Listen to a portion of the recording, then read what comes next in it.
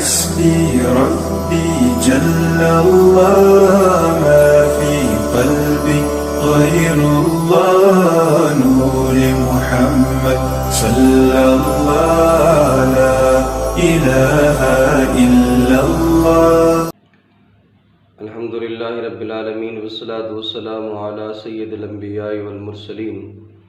دوستو، بزرگوں، بھائیو، السلام علیکم ورحمۃ اللہ وبرکاتہ.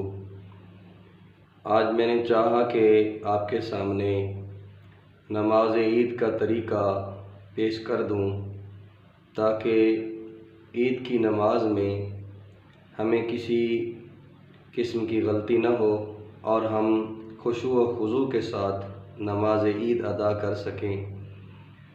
نماز عید کی نیت اس طرح سے کرنی ہے: اعوذ باللہ من الشیطان الرجیم، بسم اللہ الرحمن الرحیم. نیت کرتا ہوں نماز عید کی 2 رکعت نماز عید الفطر واجب 6 زائد تکبیروں کے ساتھ، منہ خانہ کعبہ کی طرف، بندگی اللہ تعالیٰ کی، پیچھے امام کے. آپ کہیں گے اللہ اکبر، ہاتھ باندھ لینے ہیں، ثنا پڑھنی ہے: سبحانک اللہم وبحمدک وتبارک اسمک وتعالی جدک ولا الہ غیرک. اللہ اکبر امام صاحب بھی کہے گا، آپ بھی کہیں گے، ہاتھ چھوڑ دینے ہیں ایک بار. دوسری بار اللہ اکبر ہاتھ بلند کر کے چھوڑ دینے ہیں. تیسری بار اللہ اکبر ہاتھ بلند کر کے باندھ لینے ہیں.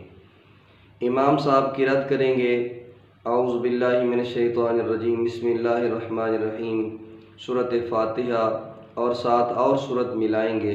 اس کے بعد رکوع اور سجود کریں گے.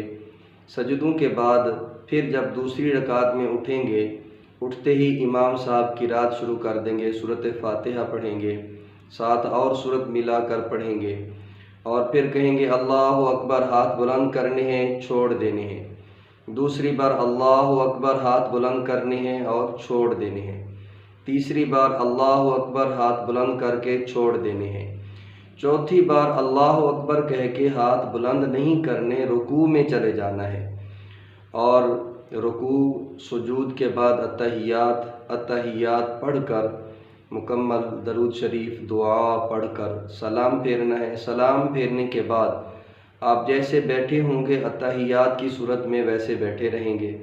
امام صاحب خطبہ پڑھیں گے، اور خطبہ عید پڑھنا سنت ہے اور سننا واجب ہے. ہر ایک کے لیے ضروری ہے سننا. خشوع و خضوع کے ساتھ بیٹھ کر نماز عید کا خطبہ سننا ہے.